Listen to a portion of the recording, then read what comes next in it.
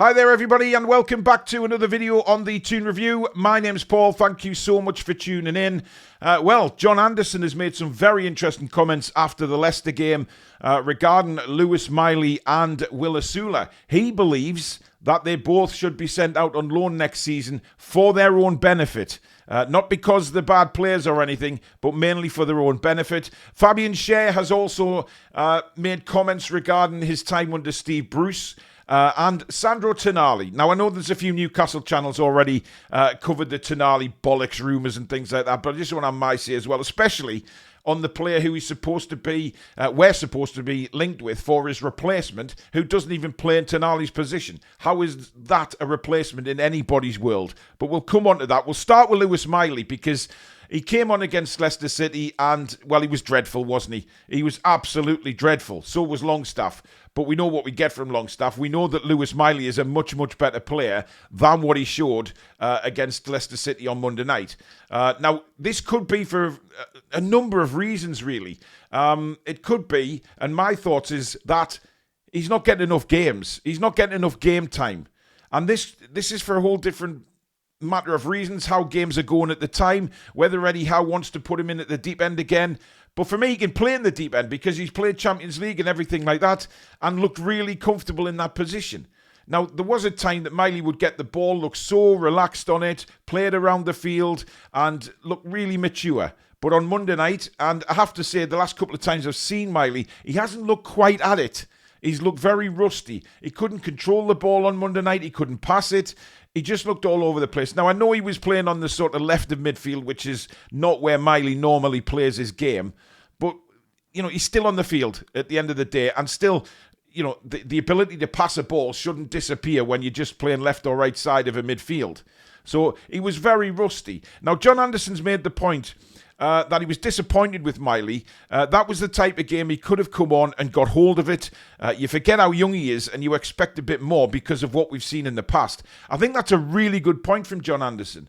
That, you know, the fact is that Miley is still very young, but we've seen him so much and seen him play so well in the past that maybe we expect a little too much from him, given the age that he actually is. It's a very good comment. But we have to remember that Miley is still extremely young, still grown as a man and a footballer. He went on to say, I just think he's got quality and just needs to play more games. But will he get that with those three, i.e. Tonali, Bruno and Joe Linton, in front of him? It's going to be difficult. So, listen, I agree with him. It's very difficult to get in there. But what we've got to do as well is, and this is where I sort of disagree with John Anderson, is we've got to look at the long term as well. Because when we're in Europe next season, we are going to have a lot more games. And we need to learn lessons from the prior season in the Champions League, where our squad was just cut through like a knife through butter and destroyed. And I genuinely believe it was the amount of games, the squad wasn't big enough, etc. And lessons need to be learned. Miley is also a homegrown player. Let's not forget that. That's going to be very, very important because we may lose Longstaff in the summer, and he is also a homegrown player. So we need them we need to keep some around in the squad. But Miley does need games. That's where I do agree with John Anderson. And that's why I'm asking you guys this morning, because it's a very good point. You know, we've got to look at the long term for Miley being in the squad. But if we're going to improve the squad in the summer, you know, are we going to bring a couple more midfielders in? We know that Newcastle United are going to go through a big summer this year, a big summer transfer window in which they're going to be bringing in a lot of quality players. And whether they bring in a couple of midfielders, I don't know. But will that put Miley down the line a little bit? Because of his age, should he then go out on loan where he's getting first-team football to keep growing as a man and a footballer? Because he's still extremely young. We don't want to throw everything at Lewis Miley too early, but we know he's an exceptional player. And this isn't going to be a loan deal because, he's not good enough, he's going out on loan. That's not the case. He would be going out on loan to keep his development going. If he can't keep that development going at Newcastle because there's players in front of him who are just so much better and more comfortable in the first team. It's a great question to ask, and that's why I'm putting it to you guys. What would you do with Lewis Miley? Would you actually look and think, yeah, maybe a loan deal is better for Lewis to go out, mature as a person as well as a footballer, and come back the season after, having played regular football, and push for a place the season after? Because he's still very young, remember. It's not like he's at the back end of his career and he hasn't got time. Time is one thing that's on Miley's side. But do we want to lose a footballer who is as good as Lewis Miley, even though he hasn't showed it lately? And he goes on and mentions Osula as well. Now, he said Osula was very raw. And that is a word that we have used on the channel regarding Will Osula. He's very raw. And John Anderson said in his interview that he seems to do everything at 100 miles an hour. There isn't an in-between with Will Osula at the minute, and that's why he says he's so raw. Because he comes on the pitch and everything is 100 mile an hour. Now, us as fans, we love that type of thing. We love watching him go at 100 mile an hour. But you can't play like we know realistically that you can't play like that constantly at 100 mile an hour. That's just not going to happen. So Will Osula, for me, we know we're going to bring forwards in the summer again. This is the whole point about Miley as well. Where in the pecking order would Will Osula be next season? Alongside Lewis Miley, where in the pecking order will they be? Because if we're bringing forwards in, yes, we expect Callum to go, but we also expect to improve the right-hand side and looking at another striker, if you believe what the reporters are saying. So that will put Osula down the pecking order. Does he need first-team games? But he's in a very different position to Miley because he's a lot older than Miley. It's not like he's coming in as a kid at the beginning of his career. You know, he's got a few years on Miley, so it's. I mean, what do you think? Do you think Osula is going to make the grade? Because he did brilliantly at Birmingham. There was no doubt about it. But John Anderson is right. He is still very, very raw. And when you've got a raw player like that, is a loan deal a good option to get regular first-team football, smash in some goals, come back the season after, and more confident, ready to challenge for a first-team place? Because Anderson said about the loans, he said it'll be interesting to see what happens over the summer. We haven't got the depth to loan them out at this moment in time.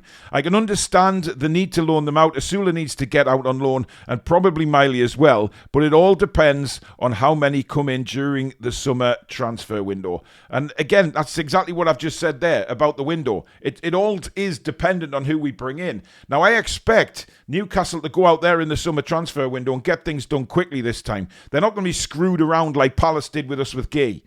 I think Newcastle United this summer will have their players identified and they will go out and get deals done. Eddie Howe will want his squad 98% in place by the time we go on pre-season. You can bet your bottom dollar value he doesn't want to be messing around with the couple of weeks left in the transfer window and still be after players. There might still be one or two that Newcastle will go for all the way up to the deadline day. But in the majority, I would expect that targets have already been made and they will go for them. So I'm very excited about the window, to be honest. But let me know in the comments what you think. Should we send them out on loan or will they be better off staying at Newcastle? Now, Fabian Schär. This is hilarious because, of course, he was celebrating he's just celebrated getting an extension to his contract. He also put on Instagram a hilarious little post with Andy Carroll because Andy Carroll made a comment that it was hilarious really because he turned around and he said, whereas I'll just get it for you now, Jacob Murphy. He was putting on to Jacob Murphy on his Instagram, professional performance from the boys, on a plate for you, Jacob Murphy. And Andy Carroll put a comment underneath saying, and Brucey benched you, with a funny little emoji. And I had to laugh because it just defines again exactly what Dwight Gale was talking about and the respect that Steve Bruce doesn't have with his former players. And it's blatantly obvious now that Newcastle United players were completely fed up under this moron of a manager who claims he's one of the best in the bloody world. However, Schär said, I didn't always play a lot under Bruce. I was in a difficult position and I think the manager or even the club wouldn't be like trying to keep me.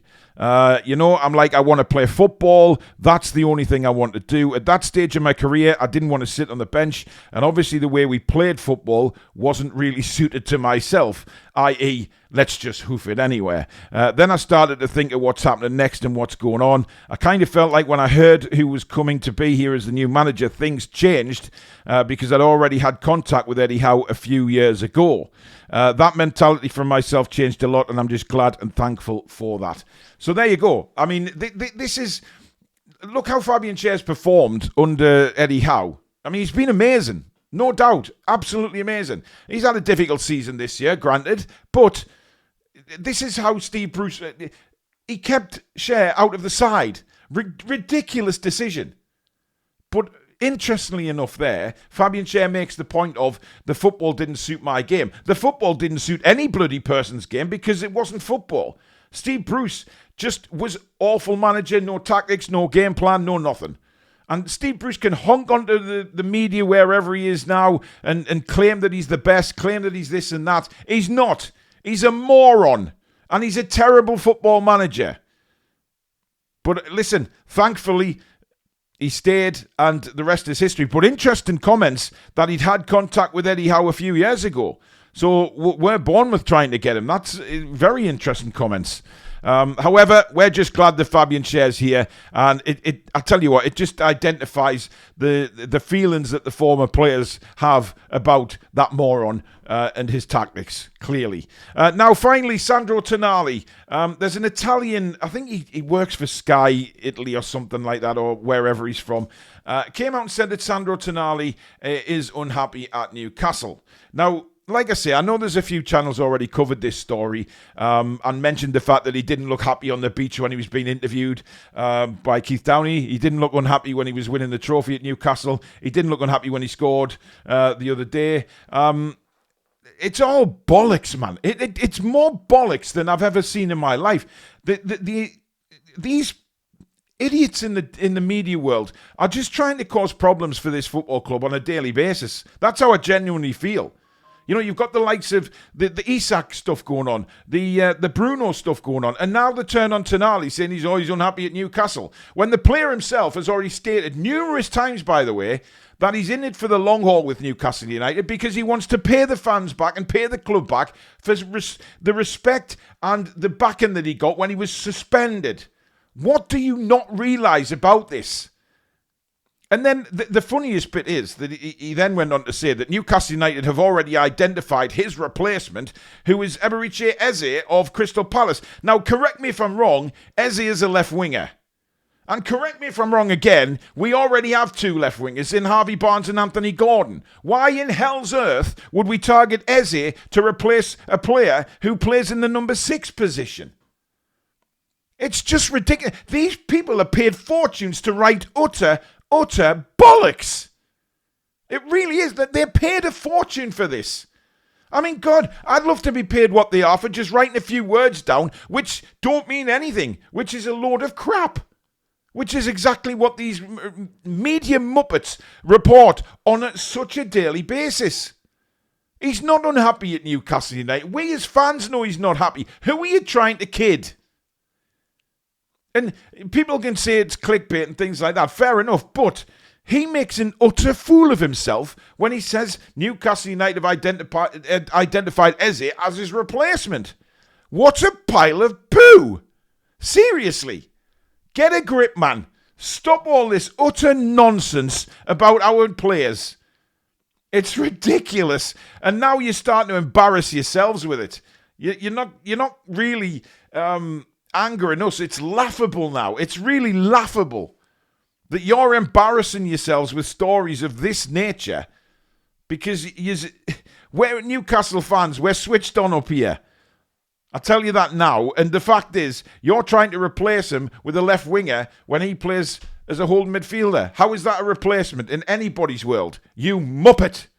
Anyway, thank you very much for watching, guys. As usual, leave a comment on everything we've discussed in the video today. Don't forget to give it a like if you have enjoyed it. And of course, if you're new to the channel, please do subscribe. It is free to do so. Come and be part of an amazing, growing community on the Toon Review. And don't forget to hit that notification bell so you never miss an upload like this or any future live shows. Thank you so much for watching. Enjoy your day, folks. Take care.